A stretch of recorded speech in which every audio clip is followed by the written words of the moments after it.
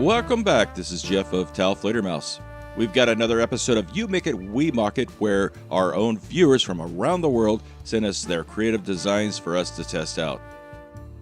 For years, we've gotten requests to shoot sockets out of a shotgun. Now, I've been using hand tools since I was probably 6 or 7 years old, fixing my bike and then moving on to lawnmowers and stuff like that. And of course, that led to a career of using my hand tools to make repairs on a wide variety of different machines. Needless to say, hand tools are very sacred to me. With that being said, I cannot recall a time I ever needed a 3/16 socket. Today's submission comes from my state, the state of disarray, also known as California, by a viewer named Brian. And Brian created these 9 projectiles, all made out of Craftsman 3/16 sockets. And he definitely gets bonus points for shipping them in that little foam-lined box. Now, it's not like they're going to break or anything, but it definitely shows his pride in his workmanship. The sockets have been cast inside of a clear resin. The resin jacket brings them up to the right diameter. We're shooting for 0.675. These are 0.676. That'll work. The rest of the space in the bore is filled up with the sabot. The sabot is actually quite thin. It's about 30 thousandths of an inch. Now, it's important that we use the sabot because some of the designs that people send us would destroy the barrel if they made it to the exact bore size. Now, I'm just using a rifle choke here, but this gives you an idea of how tight the fit is. Now, this choke has a little bit of a taper, so we can start it, and then it just comes to a dead stop. This thing is about 5 to 10 thousandths of an inch larger than the bore size, so I would need a sledgehammer and a steel rod to drive it the rest of the way. And this is what the sabot looks like after it's been shot. You can see how the rifling marks are deeply embossed into that soft plastic. And without that very tight fit, it's possible that the slug can just slip in there and we couldn't get it to spin fast enough for stability. For today's test, we'll be using an FS12 gas seal. This acts like a piston that prevents the over 10,000 psi of pressure in the chamber from going past it. Then we'll use a cork wad, and that cushions and spreads the force evenly over the slug. And then on top of that sits our sabot, and of course the slug goes inside that. Now, the weight of the socket slugs is pretty light, coming in at 12.6 grams, 0.44 ounce, or 193 grains. Now, this is what it looks like loaded in the shell, and we'll be using 20 grains of E3 powder. This should give us a velocity of around 1,600 feet per second, which is about 400 feet per second faster than a 357 Magnum using the same weight projectile. Now that I've bored you with these very important details, let's head out and test them out and see how Brian's slugs perform. Hi guys, I'm Zach and this is Shane. We're back for another video for Jeff for Top Later Mouse. Today we're going to be shooting the Socket Rocket Sluggy Doug. Hey, I like that. we didn't have a rocket to you, socket to you. Right, yeah. Yeah, So, I didn't have a name, so I'm glad you got something on the fly there. There we go. Anything you want to say? No, just thanks for having me back. I'm excited to see what these little socket rockets can do. Yeah. Either way, these things are extremely light. I mean, this is the lightest thing I've ever shot for you, I think. Wow. That's no recoil. I'm really happy with the first test. We have really good spin and stability. But just the fact that the resin didn't just shatter and ruin the entire test is a feat in itself. It always amazes me how much that Kevlar body armor balls up like that. I don't think you could squeeze it like that with your hands into a ball that small. And the windage was good, stability was good. It just shot a little bit high, actually kind of high, like 3 inches, which is pretty common with lightweight projectiles. Yeah, but I mean, it's good to see that at least the windage is right, because that's going to be easier to correct if we need to correct it at some point today. But you did find it. That's the amazing thing. Did find it, and almost perfect condition still. Here you go. Yeah. That could be shot again. Yeah. Can't believe we're shooting snap-on parts, too. They're craftsmen. Craftsman. There's always that one guy in the shop, everywhere I've worked, who has like $100,000 worth of Snap-on or Mac tools, who thinks he's impressing somebody. You know who impresses me? The guy that can fix stuff. The rocket socket versus gummy bear.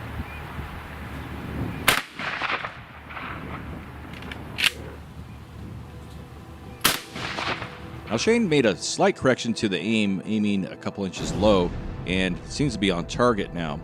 Now it's interesting how the resin turned into shrapnel, and the socket went flying off on its own. And I just want to make a quick thank you to the folks at Clear Ballistics for providing this cool gummy bear for us to show you today. I was aiming about an inch below our marker here, about dead center, right above the feet, and we hit just to the right. So our elevation, that seemed to be a good call there. Yeah, and it looks like we look how it fragmented in there. Channel. Oh yeah, it looks like the what is that? The plastic, the epoxy he used is still in there. Yes. And it looks like the socket just came whizzing out the back here. Okay, we got a reading. 1590. 1590. Where were you aiming on that one? I was aiming about this general vicinity. A couple inches, you know, inch and a half low or something like that, and that thing really shot high. Yeah. Kind of interesting. Hard to see from your angle, but You might be able to rotate it around. yeah. Some the resin that kind of shattered off once it hit the plate. Oh, there's my target. The resin that shattered off when it hit the target kind of embedded itself in there. Yeah. All in all, I mean, it did carry a fair amount of energy through the lead plate. Now just when we thought we figured out how much to hold under when aiming at these things, well, this one shot even higher. Okay, we got a little smaller target here. This is Brian sent me a whole box of salt for some reason. I don't know why. He wanted to see salt shot, so It'll be interesting. We'll he see made what the happens. slug, so he kind of makes the rules too. Let's see if we can hit that. All right, let's do this. Well, Now even though the shot missed, it's still pretty interesting how the shockwave kind of ruffles the label on the salt container. Now at these speeds, the bullet acts kind of like an air compressor piston, compressing the air without a cylinder. All of a sudden, they're shooting super high, you know? they're incredibly high. So yeah, same point of aim, bottom salt, and we're gonna see if we hit the top salt. There you go. There it is. Now Shane used the same point of aim as the last shot, and it ended up hitting about half an inch lower than the previous attempt, which is not bad considering a red dot isn't that precise of an aiming device. Now bear in mind the windage, the left and right impact, is very consistent and predictable. We've just been struggling trying to figure out the elevation with these things. Okay, so from what it looks like is this was our bottom one right here. And here we okay, go. that This started is to our make sense. top one. Yeah, We because it hit right here. again, you're using the same point of aim as the last shot, so we're getting some kind of consistency. Which was down here. Yeah. So it shot almost Okay, 5 inches high, and then it went down. Okay, so I was thinking maybe we trapped the slug in that salt or something, but we didn't. Yeah, I think it kept going. Oh. Fair to say. If you aim at the very bottom of it, it might hit 2 inches above that sticker. What do you think? Yeah, I'll split the difference. I'll shoot between the sticker and the bottom. Okay, let's see if you're right. Okay, I'm ready. You can tell that was still high. I'm ready. Overall, I think these slugs are actually very accurate, but being a very light projectile, there's almost no barrel harmonics that you would normally get with a heavier slug, and it's just very unnatural to try to aim 5 inches below the point of impact. I mean, the ballistics themselves are not bad at all. Obviously, it's screaming as we saw to the whatchamacallit earlier. Yeah, we're getting in the 1,600 feet per second or so. How many miles per hour is that? That's just under 1,200. Yeah. 1,200 miles per hour. But People either don't way, realize how fast bullets go. I've learned that. Like, you said it was 1,200 miles an hour. You meant 1,200 feet per second. No? I mean, how fast do you think bullets are going? How fast, you think they go 100 miles an hour? Uh-huh. Okay, so what happened there? Some huge entry on the red. At least I'm pretty sure that's the entry. Yeah, Yep, definitely is. because you got the sticker right Yeah, there. Right? it's a huge entry. Decent enough exits. With the blue, same thing. Well, sorry, reverse. Little entry, huge exit, and it actually popped the lid off from the high speed you were saying. Okay, the aluminum disc. Are you ready? Yep. I'm ready.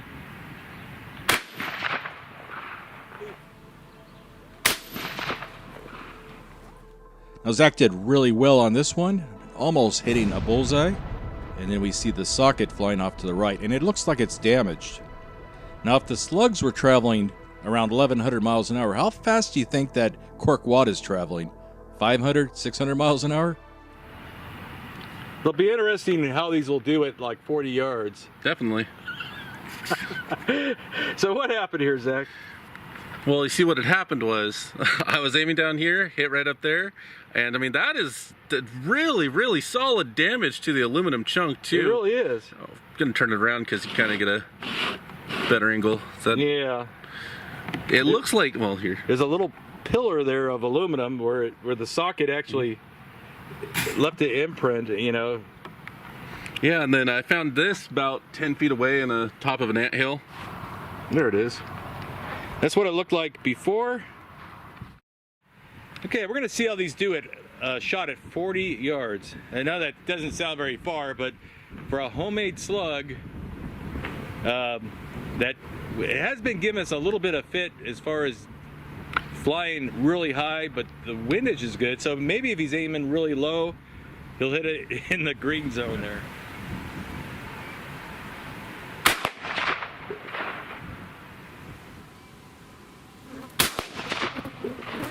Now, 40 yards, the Slug did pretty well. Windage, again, no problem.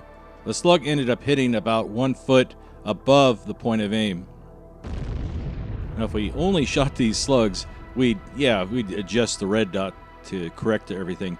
But next week, we'll be shooting something completely different and have to start over again. We got on the first shot. Yeah, we did.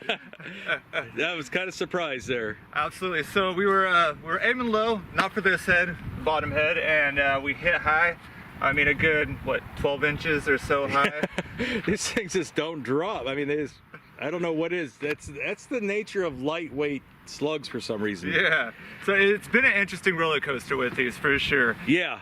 So let's see what's going on back. And I do have a vest behind there, hoping to catch another one in the vest. So. Wah!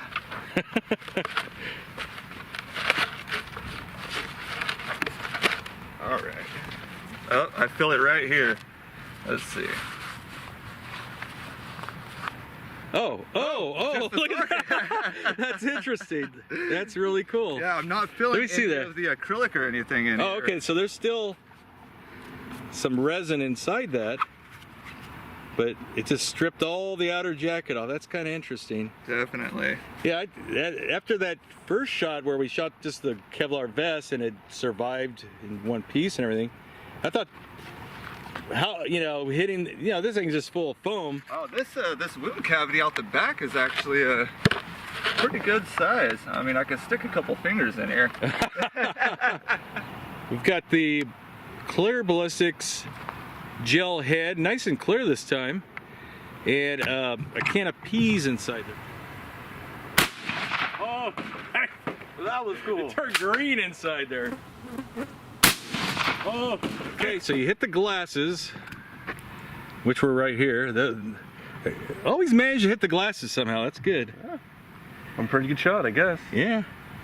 Oh, yep, nope, I see a little part of the frame. They were obliterated. Yeah. But yeah, I was aiming, honestly, like maybe about the nose, give or take, sinuses, give or take, and we were a lot closer that time. Yeah, yeah, for sure. That was what, about 10? Not maybe even less than 10. So yeah, rotate it around slowly so we can. You see the can split. The lid is bulged and probably popped the lid off. Usually it'll do that, the pop top. Oh man. And then I think it exited back here. Is that right there? Rotate it again. We'll see. You can see like a little trace. Yeah, a little green trace there. That's probably where it exited. heat's making It's a little easier to see when it's clear, huh? just a little bit. Yeah. Hey, this may be one of the best Talflator head explosions yet.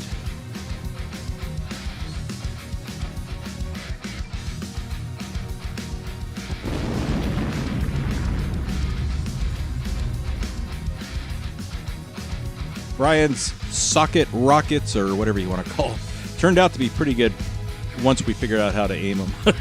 But we had the penetration of that hardened steel socket and the fragmentation of that resin jacket.